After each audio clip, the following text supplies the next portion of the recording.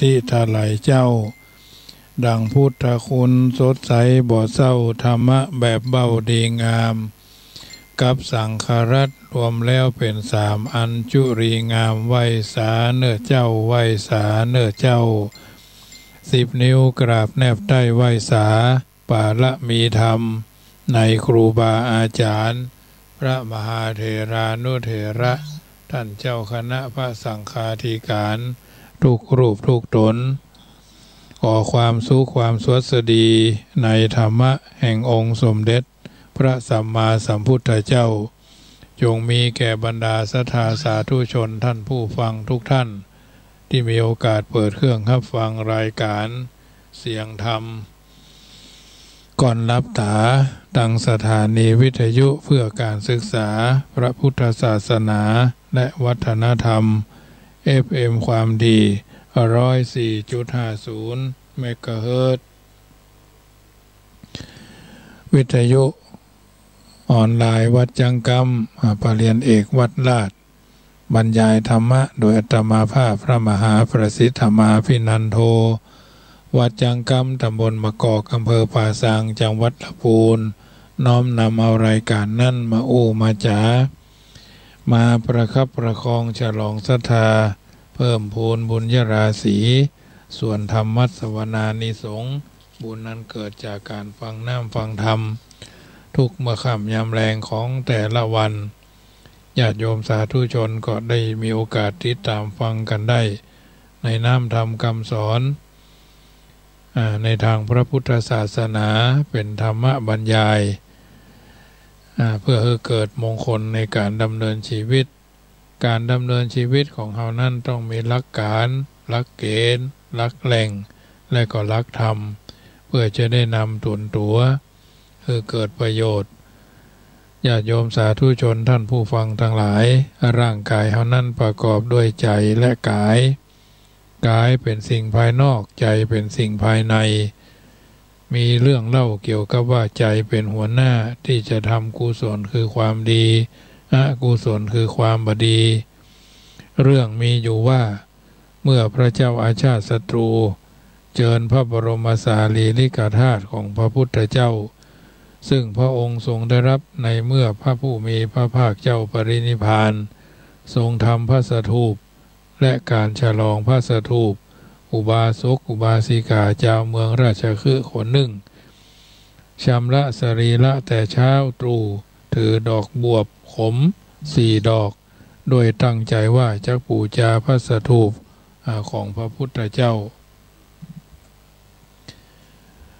มีใจอันกำลังศรัทธาฮือขมักเขม้นปัตตันพิจารณาดูอันตรายทางใดได้เดินมุ่งหน้าต่อพระสถูปขณะนั้นแม่โคหรืองัวแม่ลูกน้อยวิ่งจู่โจมมาโดยด่วนโดยเร็วรวดเร็วเขาควิดนางฮือถึงเสี่ยงชีวิตไปนางก็ล้มหายตายจากในที่นั่นทันทีแล้วบังเกิดในหมู่เทพยดาจันดาวดึงปรากฏพร้อมกับรถในถ้ำกลางบริวารของท้าวสักกะเทวราชผู้กำลังเสด็จไปเพื่อทรงกรีธาในพระอุทยานท้าวสักกะทอดพระเนตรหันนางแล้วเมื่อจักทรงถามได้ตัดคาถาเหล่านี้มีใจความว่านางผู้เจริญผู้มีภูษาเหลืองธงเหลืองประดับด้วยเครื่องอลังการเหลืองมีองค์รูปไร้ด้วยจันทร์เหลืองทรงทัดดอกอุบลเหลืองมีปราสาทที่บรรทมเหลืองที่นั่งเหลืองโภชนะเหลืองชัดเหลืองรถเหลืองม้าเหลืองแม้กระทั่งวีชนีคือพัดเหลืองในภพมนุษย์ในการก่อนเธอได้ทำกรรมอันยังไว้แม่เทพธิดาคนงามเธออันฉันถามแล้วจุงบอกอันเนี้ยเป็นผลแห่งกรรมอันยังกันกาลำดับนั้นเทพธิดาเมื่อจะทูลถามผู้จะทูลถามเท้าเธอจึงกล่าวคาถาว่าข้าแด่พระองค์ผู้เจริญบวบขมชนิดเถามีรสขมไผ่บปรารถนามีอยู่ หม่อมฉันมีใจเลื่อมใสได้นำเอาดอกบัวขม4 ดอกตั้งใจจะนำไปบูชาพระสถูปเจาะจงพระบรมสารีริกธาตุของพระองค์พ่อหม่อมฉันกำลังมีใจส่งไปถึงองค์พระศาสดานั้นบัดทันตรวจดูทางของแม่โคทันใดนั้นแม่โคหรือแม่งัวลูกอ่อนได้ควิดหม่อมฉันผู้มีจันทะในใจยังบ่ได้ถึงพระสถูปถ้าหม่อมฉันพึงก่อสร้างบุญนั้นไซสมบัติจะพึงมียิ่งกว่านี้แน่นอนข้าแด่ท่านท้าวมัคควานจอมเทพกุญชรก็ด้วยกรรมอันนั้นหม่อมฉันจึงละล่างมนุษย์มาสู่ความเป็นสหายแห่งพระองค์ท้าวสักกะจึงทรงแสดงธรรมแก่หมู่เทพมีมาตารีเทพประมุขเป็นประมุขดังคาถาในที่นี้ใจความว่ามาตารีเทพประมุขเชิญท่านดูผลกรรมอันวิจิตรน่าอัศจรรย์นี้ไตรยทานแม่น้อยอันบุคคลทำแล้วบุญกับมีผลนักเมื่อจิตเลื่อมใสในพระพุทธเจ้าหรือตถาคตสัมมาสัมพุทธเจ้าปัจเจกพุทธเจ้าหรืออรหันตสาวกของพระพุทธเจ้านั้นทักษิณาที่ว่าน้อยบ่มีเลยมาตรีแม้หมู่เฮาก็จักฉลองพระธาตุของตถาคตเจ้าขึ้นยิ่งขึ้นไปเพราะการสั่งสมบุญตั้งหลายนำสุขมาฮื้อแม้เมื่อพระพุทธเจ้ายังทรงพระชนอยู่ก็ดีนิพพานไปแล้วก็ดีเมื่อจิตสม่ำเสมอผลก็ย่อมมีสม่ำเสมอเหตุว่าสัตว์ทั้งหลายผู้มีการตั้งความปรารถนาแห่งใจโดยเป็นเหตุย่อมไปสู่สุคติทายกทั้งหลายทำสักการะในตถาคตเหล่าใดแล้วไปสู่สวรรค์ตถาคตเหล่านั้นทรงอุบัติเพื่อประโยชน์แก่ชนเป็นอันมากอันเนี้ยญาติโยมสาธุชนใจเป็นหัวหน้านึกถึงว่านางผู้นี้เป็นผู้เจริญเนาะ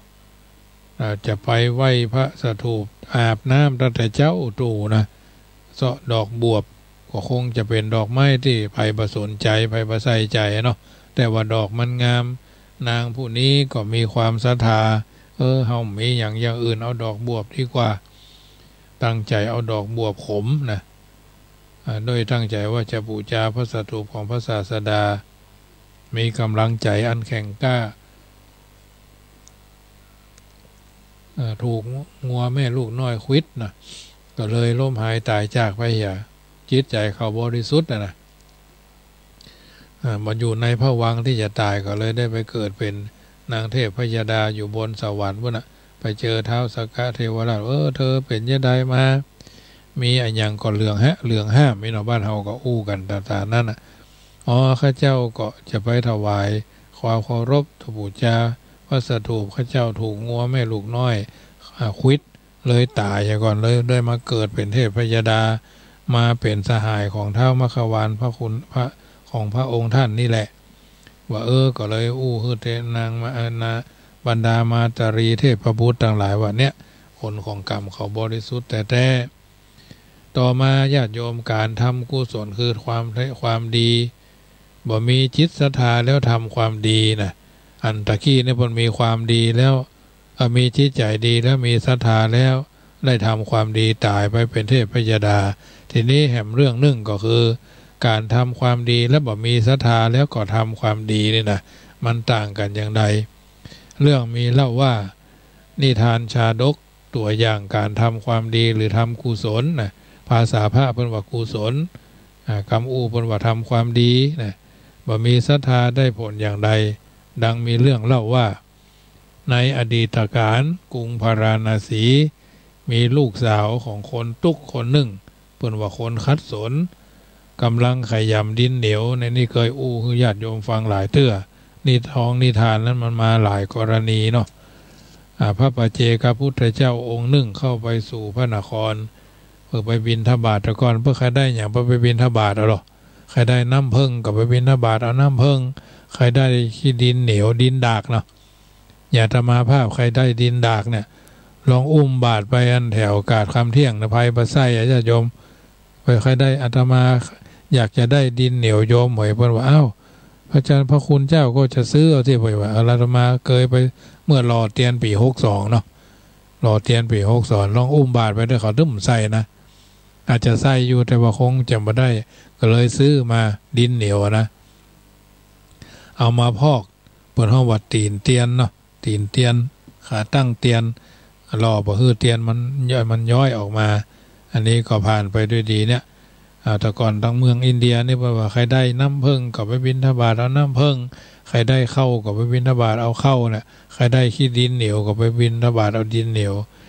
ทีนี้นะลูกสาวของคนทุกคนนี้เพิ่นก็เป็นคนช่างหม้อเนาะพระปัจเจกพุทธเจ้าองค์หนึ่งเข้าไปสู่พระนครเพื่อขอบิณฑบาตดินเหนียวสำหรับจะเอาไปโบกเงื้อมผาของตนเพื่อกันหนาวเปิ้นอยู่ถ้ำอยู่คูหาเถื่อนถ้ำหรอ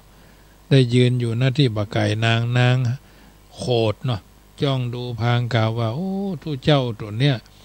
ดินเหนียวท่านก็ยังมีเลยกะมาเซาะอย่างปล้ำปเหลือทุเจ้าตัวเนี้ยเอ็นะถ้าอย่าว่าเอี้ยนะแม้ดินเหนียวท่านก็ยังบ่มีแล้ววางก้อนดินเหนียวก้อนใหญ่ลงในบาตรหมายความว่าเอาแกเป็นคนตุบดินเหนียวเนาะทำดินดากพระปัจเจกพุทธเจ้าองค์นี้จะเอาไปไปฉาบทากุฏิที่อยู่ของพระคุณท่านบนดอยบนถ้ำเนาะนางก็เลยวางก้อนดินเหนียวก้อนใหญ่ล้นบาทนะบนปากบาทไว้แล้วนะโดยปราศจากแบบมีความเคารพนะ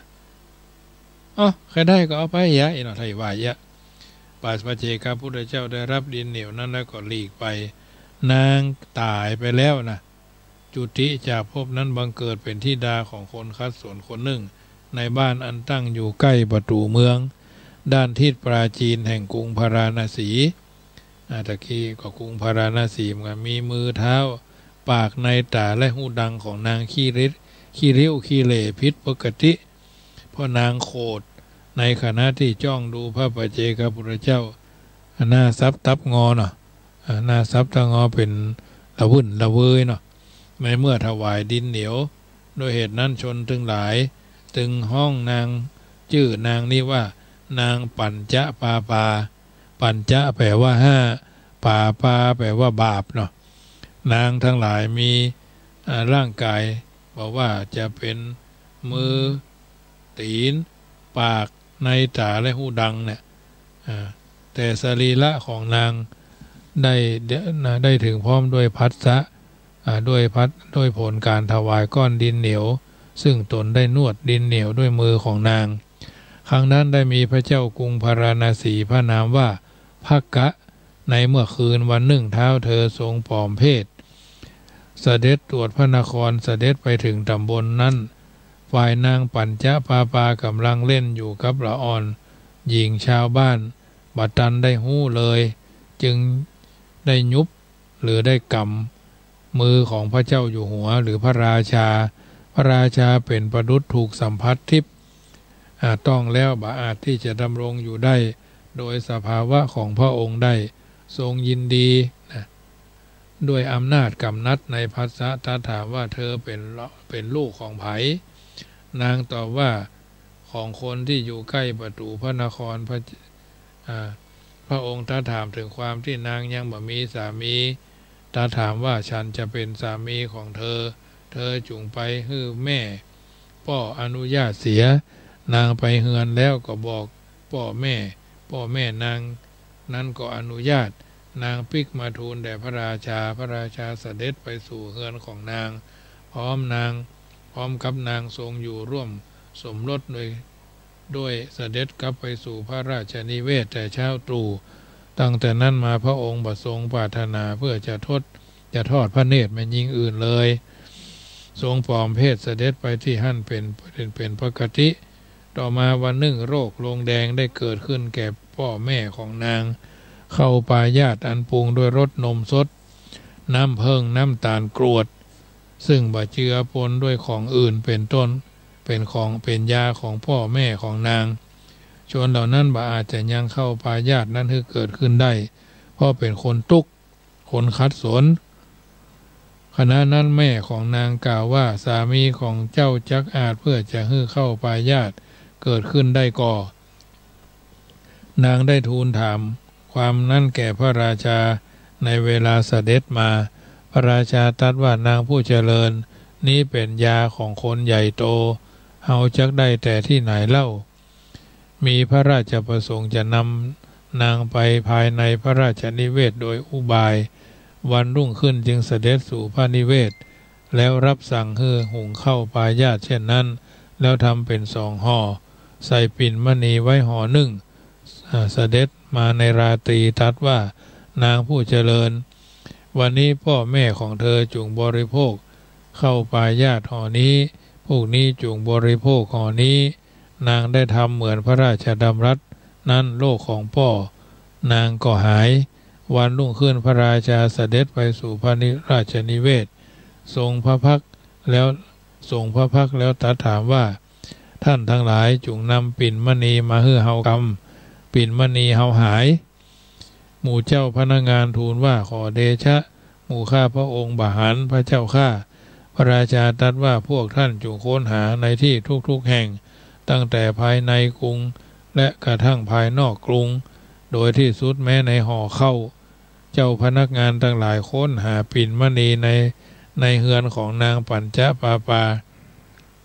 จึงมัดพ่อมัดแม่ของนางแล้วนำไปขณะนั้นนางกล่าวว่า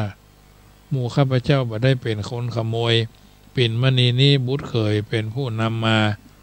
เจ้าพนักงานถามว่าเขาอยู่ที่ไหนนางพ่อของนางกล่าวว่าธิดาของข้าพเจ้าฮู้ดังนี้แล้วจึงถามนางปัญจปาปากล่าวว่าเขามาในเวลามืดกลับไปก็เวลามืดเหมือนกัน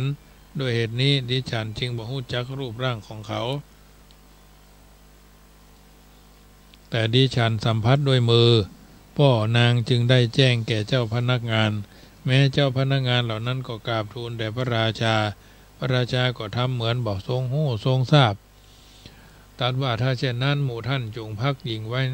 นั้นไว้ภายในม่านที่ลานหลวงแล้วเจาะช่องม่าน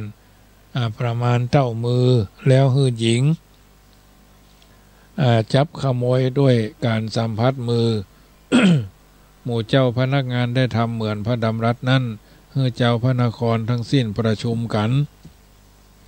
นางปัญจปาปานั้นจับมือของคนอื่นมาแล้วยื่นหื้อจับแล้วว่าผู้นี้บ่ใช่คนนั้นคนทั้งหลายติดใจปันสัมผัสของนางเป็นเช่นสัมผัสที่ต่างก็คิดว่าแม่หญิงคนเนี้ยควร ควรค่าแก่สินใหม่ไซแม่หมู่เฮาจักต้องสินใหม่เท่าใดก็ดีเขาเข้าถึงความเป็นทาสได้เป็นกรรมกรก็ดีก็จะนำหญิงนี้ไปในเฮือนของตนดังนี้แล้วบ่อาจจะจากไปได้ที่นั่นหมู่เจ้าพนักงานถึงกับเอาพองตีคนเหล่านั้นให้ออกไป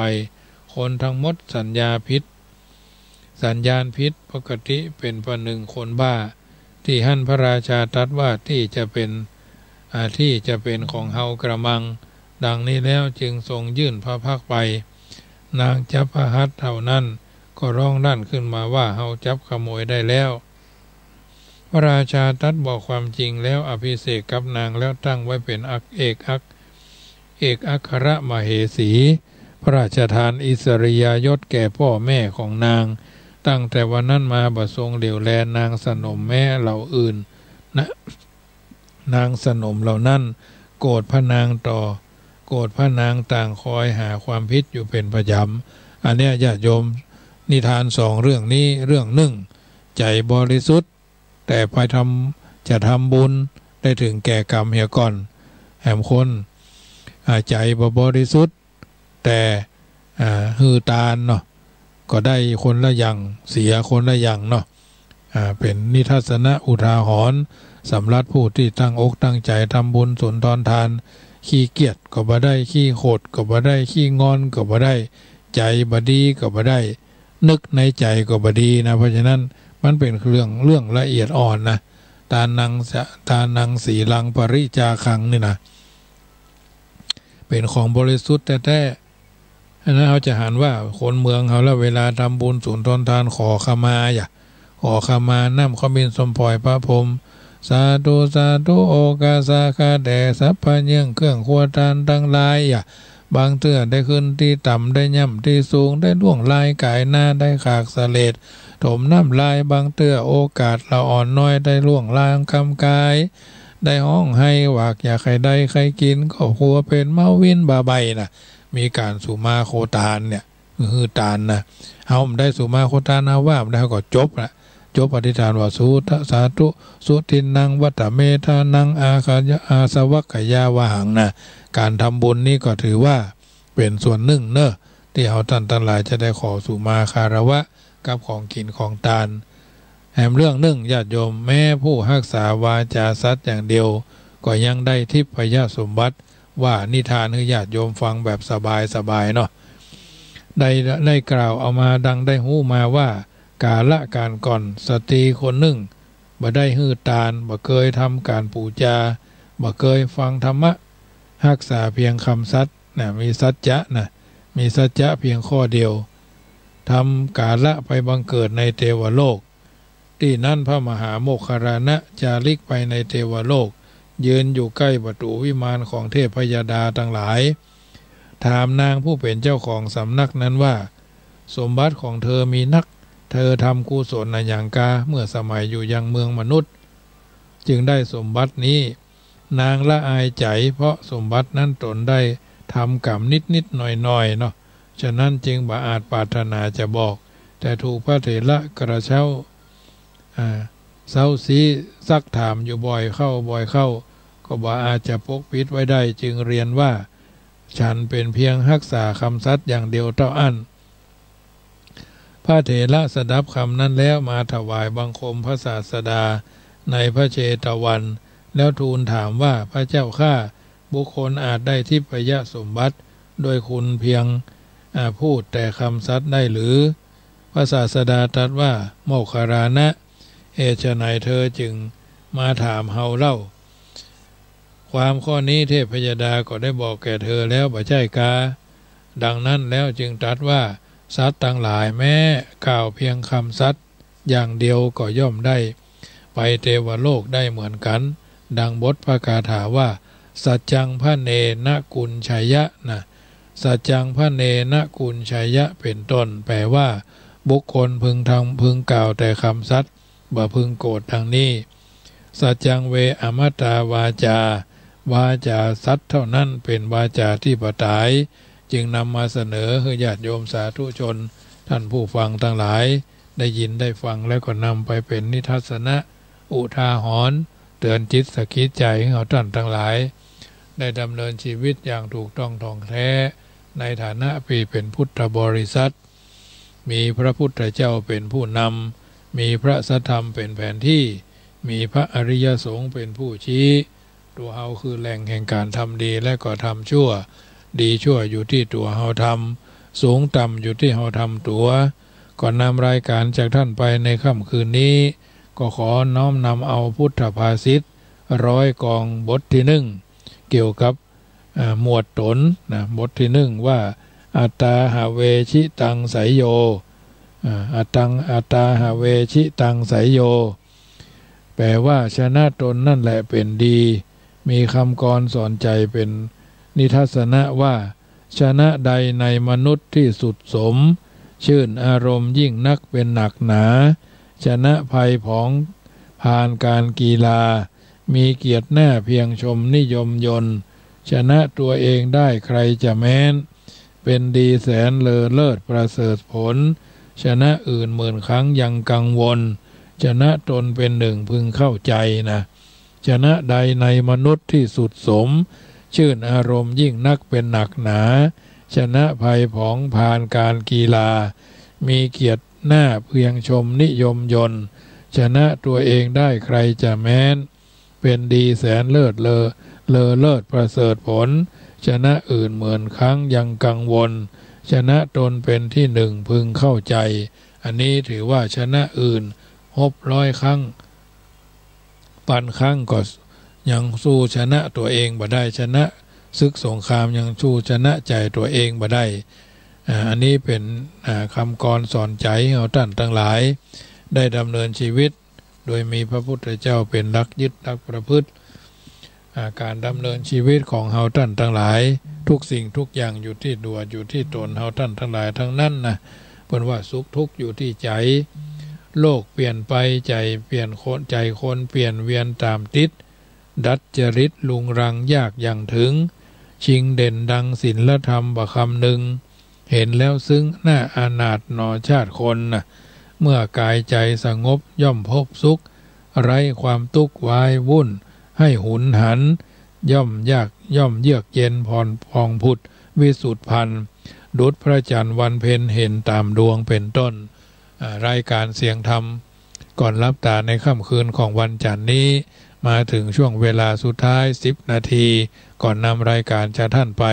ก็ขอประชาสัมพันธ์ข่าวสารงานบุญของวัดจังกรรม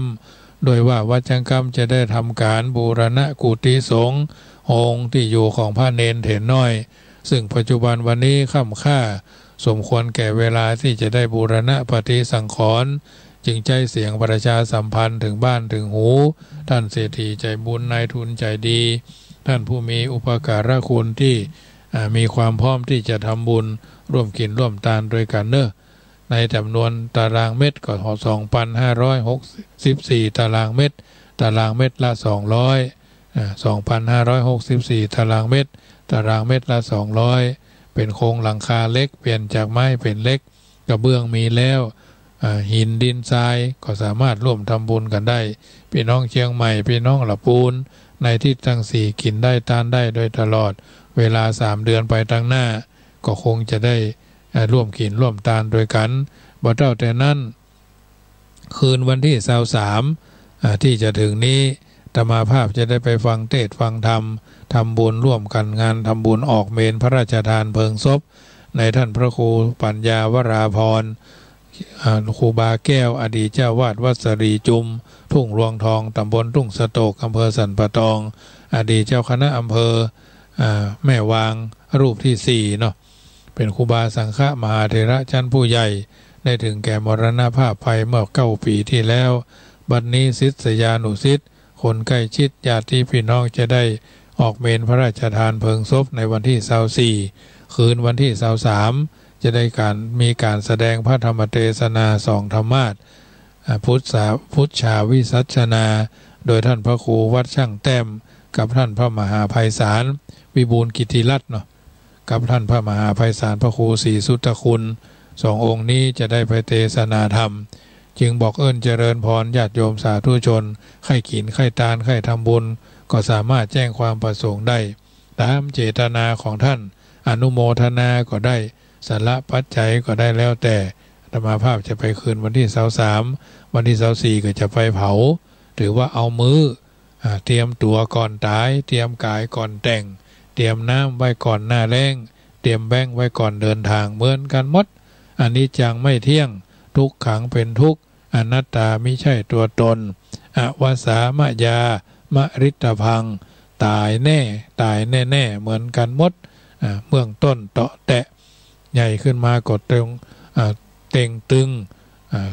ส่งไวขึ้นมาก็ตรงเตงในที่สุดก็ต้องตายเตาะแตะเต่งตึงตรงเตงแล้วก็ต้องตายเหมือนกันหมดเพราะฉะนั้นค่ำคืนนี้อยู่จุดไหนมองใดลองโทรศัพท์มาสัก2-3 สายแม่ยอดแม่คือดอยสะเก็ดมาได้ฮับสกรรมเนอะเหลือเวลาแถม6 นาทีสุดท้ายนะญาติโยมเวลา40 นาทีป๊อปแป๊บป๊อปแป๊บก็จะหมดละให้โทรศัพท์เข้ามาก็โทรมาได้เนอะ0861875325ก่อน2 ทุ่ม 2 นาทีก็จะออกรายการแล้วเพื่อจะได้องค์อื่นจะได้จัดรายการเป็นลำดับโดยมารยาทก็ขออนุโมทนากับทุกคนที่ตั้งใจฟังไปเรื่อยๆธรรมะคืออาหารใจอาหารกายนี่เขากินกันวันละ3 คาบ2 คาบก็แล้วแต่พระเจ้าพระสงฆ์นี่2 คาบเจ้าบ้านนี่3 คาบอันนี้ก็ถือว่าเมื่อเจ้ามือทองเมื่อตอนมือเงินเมื่อแรงมือทองแดงเนาะอยู่จุดไหนมองใดวันนี้เป็นจะได้พ่องเวลาช่วงก่อน2 ทุ่มนี้โดยมากก็ไม่ค่อยได้โทรกันเนาะ เจริญพรแม่ยอดไม่สาเจ้าธนาฟังกันอยู่เนาะโอ้แม่ยอดฟังตลอดแต่บ่ได้โทรมากลัวโควิดมาตัวอยู่ได้กลัวโควิดมาตัวใส่โทรศัพท์พุทโธโยแค่วคาดแล้วหรอน่าจะแม่ครูบอกแล้วว่าถ้าออกบ้านไปไหนว่าพุทโธโยแค่วคาดทำอ๋อหลุดไปพอดีสายที่หนึ่งขอสัก2-3 สายเนอะโทรกันเข้ามาได้ค่ะ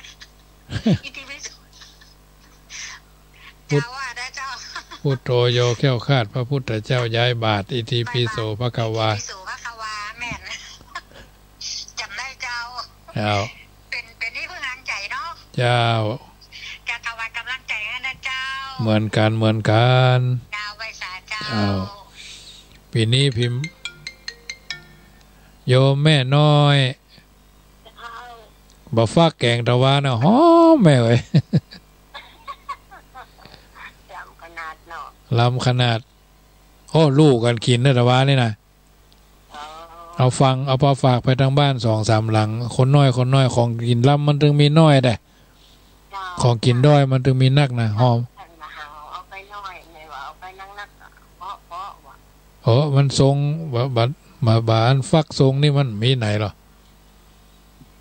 วันหน้าถ้ามาเอาไปเห็นนอกเจ้าถ้าอย่างไรมันไม่จะโอนปัจจัยไปหอมกำลังเม็ด200เจ้าได้เลยโมทนาแม่น้อยเนอเจ้าฮกนี่จะไปแต่งตาก่อนเนอเจ้าเป็นกำลังใจให้หายไวๆเนอเจ้าอันเพิ่นเอาบอกฟักมันแก่นน้อยแต่ว่าอย่างว่ามันนักในเนาะคนน้อยนะมัดนักนะญาติโยมคนเหนือเพิ่นว่าตัวเล็กแต่มัดหนักนะมันจะว่านักอย่างอื่นเนาะอันนี้ถือว่าได้รับสิ่งต่างๆจากท่านโยมก็มาฟังแกงบ่ฟักแต่ว่าใส่ไก่อย่าตวงบ่ฟักอย่าแก่นเนาะเอาแบ่งไป2-3 บ้านเขาก็มาเห็นนะวันนั้นน่ะเขาก็มากินกันล้ำลูกกันกินจนพร้อมเรือซะอย่างก็ม่วนไปอย่างเนอะวันนี้สมสมัยได้เวลากว่าทันเวลาคนอื่นรัตนัตยานุภาเวนะรัตนัตยเตจสาพุทโธโยแค่วคาดพระพุทธเจ้าย้ายบาทอิติปิโสภควาธัมโมโยแค่วคาดพระพุทธเจ้าย้ายบาทอิติปิโสภควาสังโฆโยแค่วคาดพระพุทธเจ้าย้ายบาทอิติปิโสภควาสัทธาโสถีพระวันตุโวอายุวันโนสุขังปะลังขอเจริญพรอนุโมทนา